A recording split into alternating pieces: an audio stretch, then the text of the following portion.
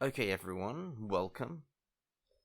This is going to be I guess, a track breakdown, kind of an experiment of the track. Now you're not even a memory from the Sumatra and Black album, Broken Timelines, the most recent Sumatra and Black album. And I guess the first thing, maybe what would be nice to look at, is just so you can see the structure of the track is very, very simple. When you listen to the track, I'll add the link later. I'm sure you know the tracks anyway, but you can see we have this main section here, which is kind of, I would describe it as an improvised section. And then we have this kind of outro sequence here with a low sort of bass part. As you can see, no template used. I don't use for the door, I don't use a template for each thing. I know maybe that's not a good way of doing it, but I like to have a clean start every time. Once I've set this current studio I'm in up a bit better, I will do that, because I have a mixture of outboard gear and VSTs, and then there is a real value in doing that. And you can see normally I don't really even give the tracks their names. If there's this few kind of elements, it's not really necessary. But so you can see here, 1, 2, 3, 4, just 5, only 2 sends and a master. And maybe I'll talk about the master later, because I tend to use, on albums, I like to use a consistent master chain for color. And I definitely did on Broken Timelines, and maybe I'll explain that in another video, or maybe in this one. But if we just start off, I've got as you can see, this is the main synth line. I'll just play a bit of sound for you.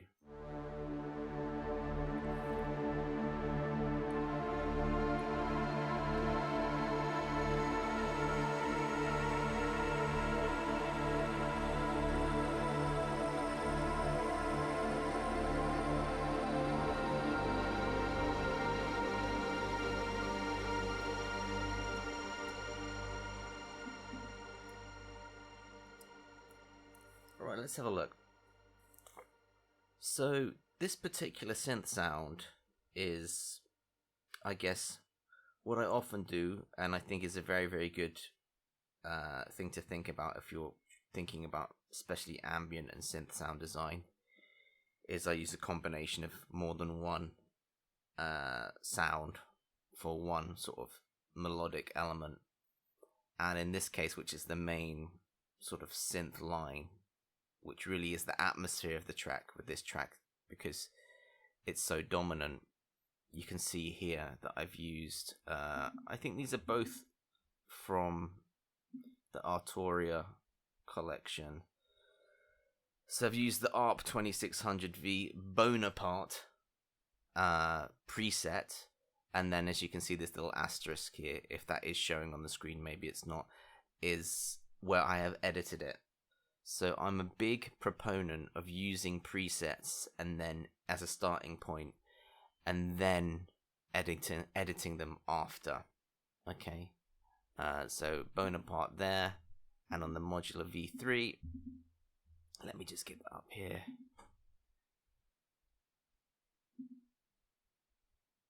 Ooh, one more, it's a bit slow. In the space again with asterisk, you can see that I've edited it. So this is obviously modular, a bit complicated for me, so I'm just going to use a preset and then go from there and make the edits I need. And very common thing that I do with my this is specific for the Sumatra and Black, I guess, kind of sound, is I often have 2 elements to form like a parallel sound. So you can see the modular is set to +7 semitones. I'll just see if I can play that on its own. You can hear it.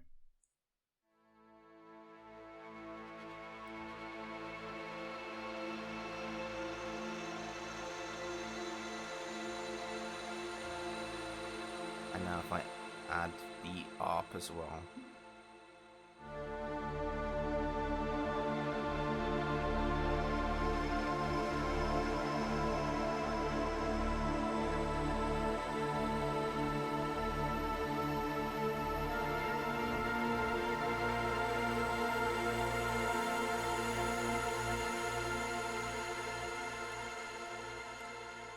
Just some basic sculpting EQ here. The most important thing I think about this particular sound for me is what I try to do, what I've been trying to do, I guess, on as my sound has kind of developed more. I do try and use more distortion on synth sounds, and I've got tons of different distortion plugins. It just just so happens on this one I use the pedal distortion on set to the fuzz mode, which is this is an Ableton stock plugin. But I also use, let me just see which is the one, I always forget the name, Sound Toys. So I use Decapitator, very very good distortion, and one of my favorites which I really love is the Isotope Trash 2. Very very nice plugin, all kinds of applications it can be used for. Okay, now so we have this, let's just play this section here.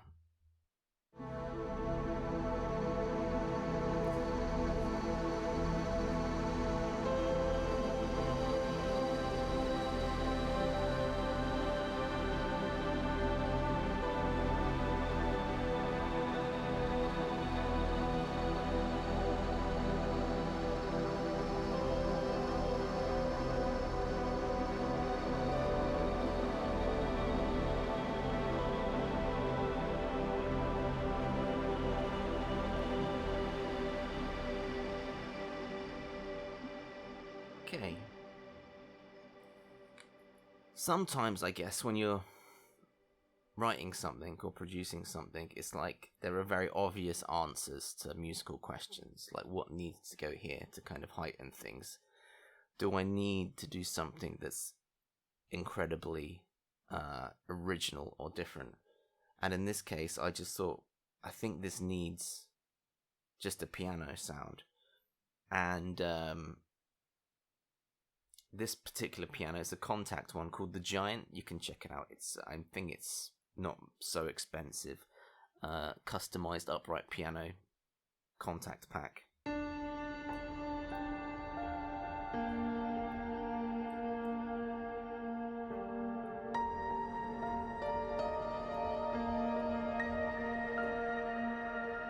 And as you can hear, this is drenched in reverb. One of my favorite reverbs that I use a lot, which is the Valhalla Shimmer. I also use the Valhalla Vintage reverb. And as you can see, this is... Some people like to do this, some people don't. I find it makes my life easier if I have a particular reverb sound, like for the whole release. So when I'm demoing the tracks, they'll all have different reverbs. I'll choose the one that I think has the nicest character for that particular artistic kind of direction I'm going in. Save the preset, as you can see, Broken Timeline's reverb insert, and then I'll use this when I'm finalizing the tracks. And as you can see, I think this insert here, which is the send, I'm using Eventide Black Hole, which is another really, really great reverb that I love, and I've just made it a bit wider using the Waves Stereo Imager.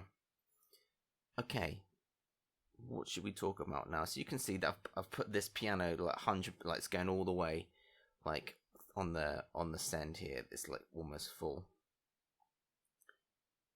Okay, let me just check. What is this sound here? Please bear with me, I have to keep taking my headphones on and off because I'm using OBS and Audio Hijack to do this, but it's quite tricky to do it without any latency. Okay, what's this? Okay, it's just a soft, warm pad sound that I've used as a lead line here.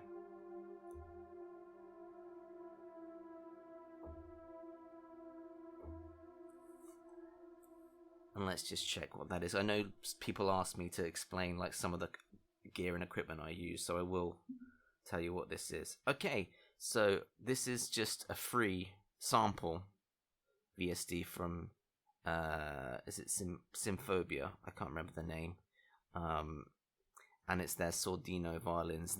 These are extremely high quality contact libraries, but they're also extremely expensive. So really, at the moment, these things are beyond my budget because they're fantastic. All of the ones. This is their free one because it just has a nice violin sound. It also has some other strange sounds in there. Let me just kind of. Here we go. So it just gives you these. I don't know if you're seeing this. I'm not sure if OBS is picking this up, but it just has like 14 totally weird, eclectic orchestral presets. There's a choir preset that I used on this release. There's a string preset, wind. There's some strange clusters, orchestral clusters. But like I said, these are really good. I think they're fantastic. But at the moment, they're actually like beyond my budget to go all in on these. But maybe in the future, sell a few more albums than I can. Okay, let's close that.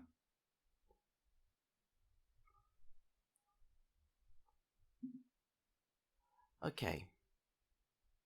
So before I talk about this final section with Serum, so what I thought I needed is that, okay, this first section, like I said before, melodically is not, let's say it's not totally improvised, but it's kind of a freer section and more sort of ambiguous rhythmically and where exactly it's going. And sometimes I think if you have that for a long time, sometimes you need something that you can lock the listener down on after, something that's like more kind of easier to grasp, like that the audience or the listener, can really hook onto. Okay, and provide. I've said this many times. Give you the emotional payoff musically that this has been building up to. And so this last section is very, very simple, really. But it's kind of made more interesting just because I think the sounds are really nice. So I needed just it's like, okay, I need like a bass foundation. And this is just, I think this is just, it's a Serum preset. So it's like, I just need a low synth bass that will just go underneath everything. Let me just play that for you.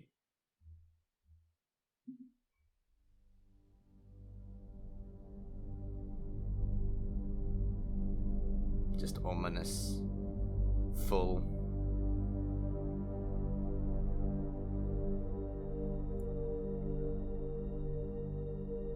So this will be our foundation for our melodic kind of section, which is here. Now this is quite intense, the sound.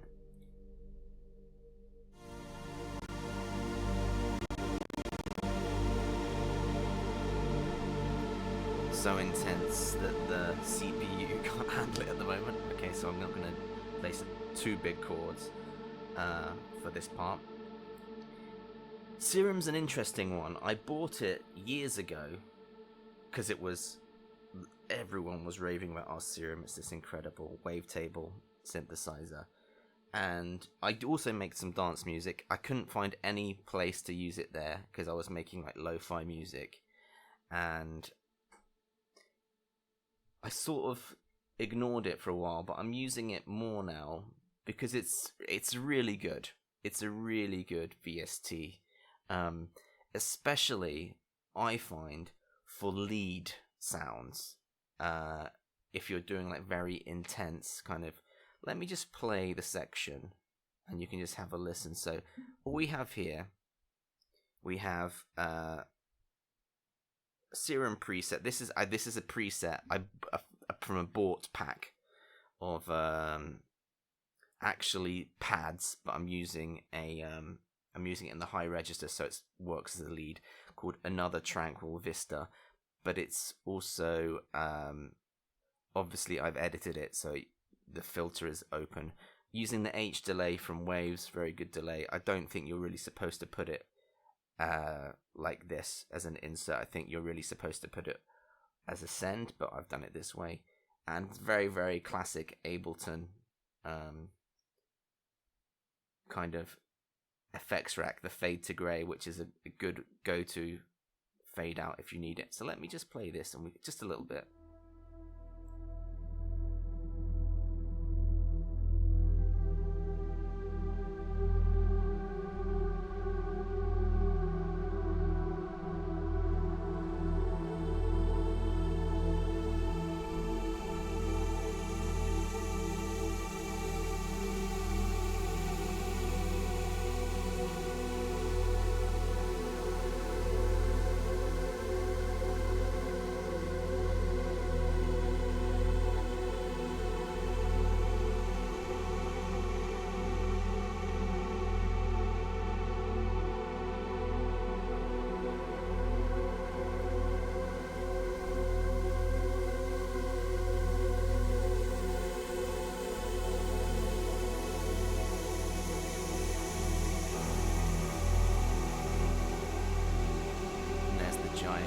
Piano again.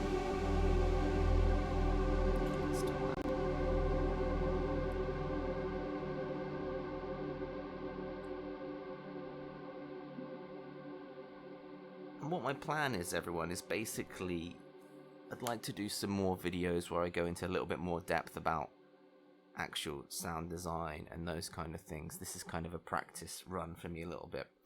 And so that's most of the things I'll talk about within the actual track. Maybe I can just talk a little bit about the master chain. So as I said, I like to have a consistent master chain, generally for coloration, across all the tracks that I then use for everything.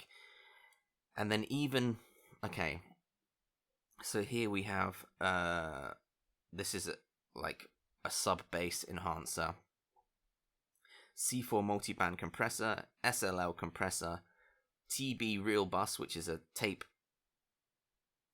emulator, Gullfoss, which is supposed to be a psychoacoustic audio enhancer that's supposed to remove nasty sounds and enhance nice sounds.